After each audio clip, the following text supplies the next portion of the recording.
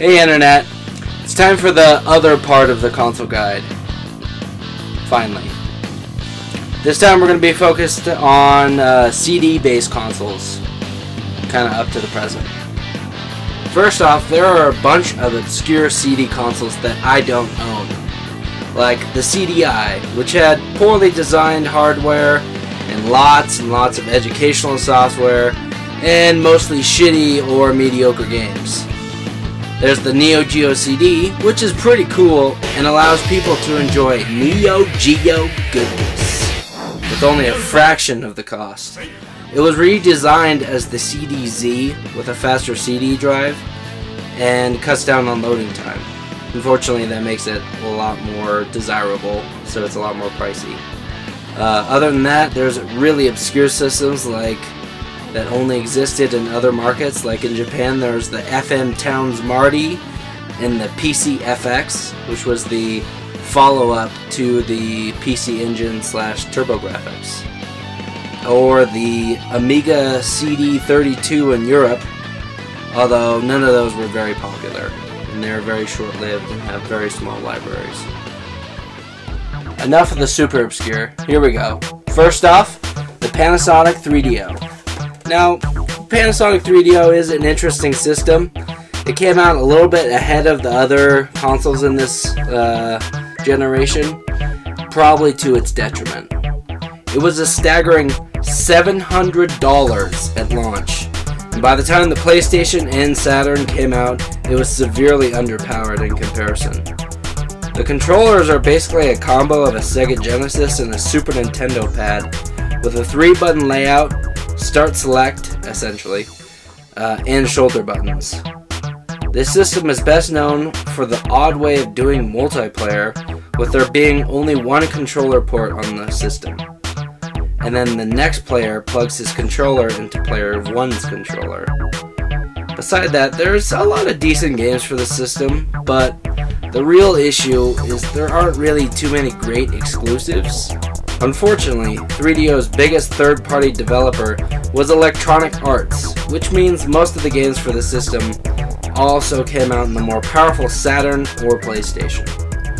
If you are interested in a 3DO, the cables are very easy to find. With the exception of one of the Gold Star models, it has both a composite video and S-video output. The 3DO also uses the universal power cords, which are very easy to come by. I'd also recommend you get some controllers with it when you buy it, because they can be very pricey. Let's really launch into the 5th generation with the Sony PlayStation. This awesome console has a ton of games in every single genre. It dominated the market and was the best-selling console until it was succeeded by the PS2. Here's the thing. Go for the games, but there's little reason to actually own a console nowadays. The PlayStation 2 is compatible with about 99% of the games, and only some have minor issues when running them. I'll talk more about that when I talk about the PS2. Just know the PlayStation uses the same AV cable as the PlayStation 2 and 3, and also uses the universal power cable. The best reason to own one of these things is for the devices that plug in the back, like that you can use cheat codes or help you play import games. Other than that, I wouldn't spend too much on one. Next up we have the Sega Saturn. This thing is awesome, as long as you have this card right. Like the TurboGrafx or the Master System, the Saturn wasn't really huge in the US, but there is a huge import market from Japan. Back to this amazing card. It does several things at once. It allows you to play import games, it saves game data, you can use cheat codes, and it gives extra RAM for games that need it. A very awesome accessory.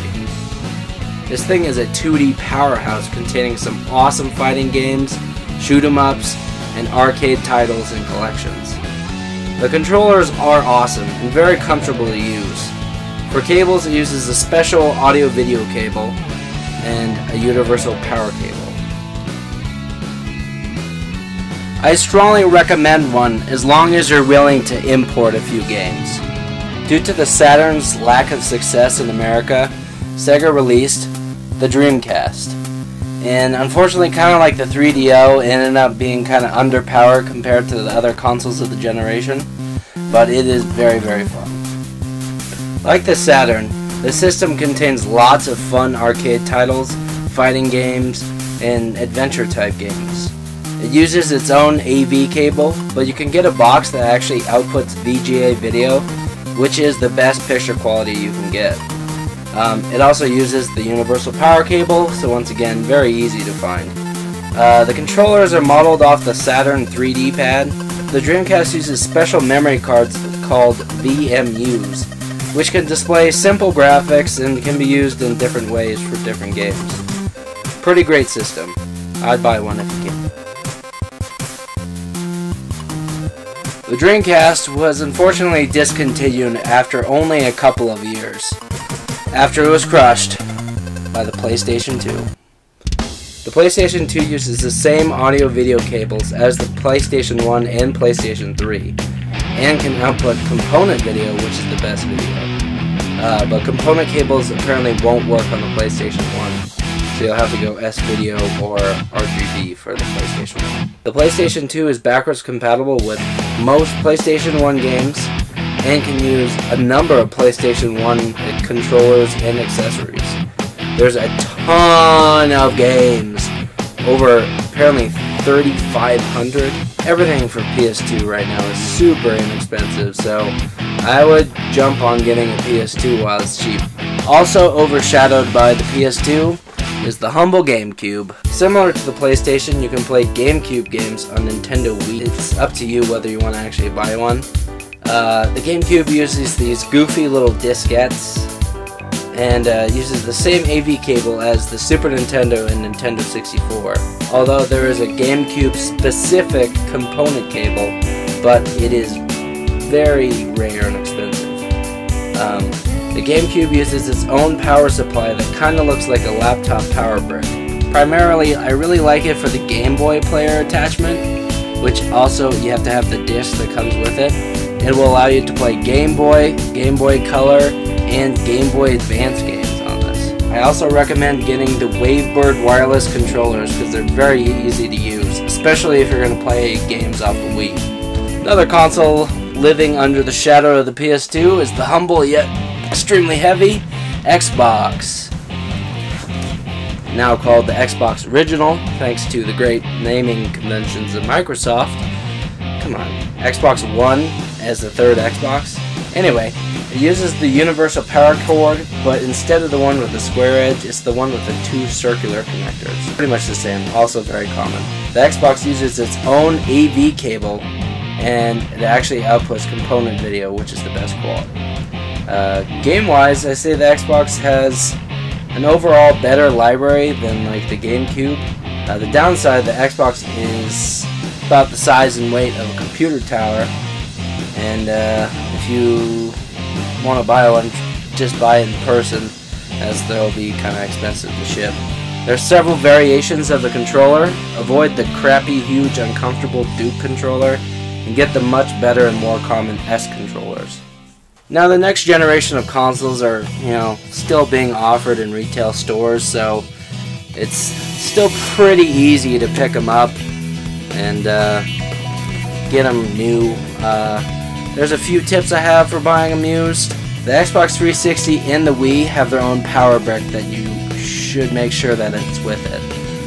The PS3 uses the same cord as a lot of like PCs, power supplies for desktops. Also, HDMI output makes cable finding very easy. Although the Wii doesn't use HDMI, but you can find a component video cable, which is the best quality. Make sure you test these consoles, as the PS3 and the Xbox 360 are prone to hardware failures. Well, that's it for now. I hope you're a little better prepared for buying some of these systems yourself. Good luck and happy hunting.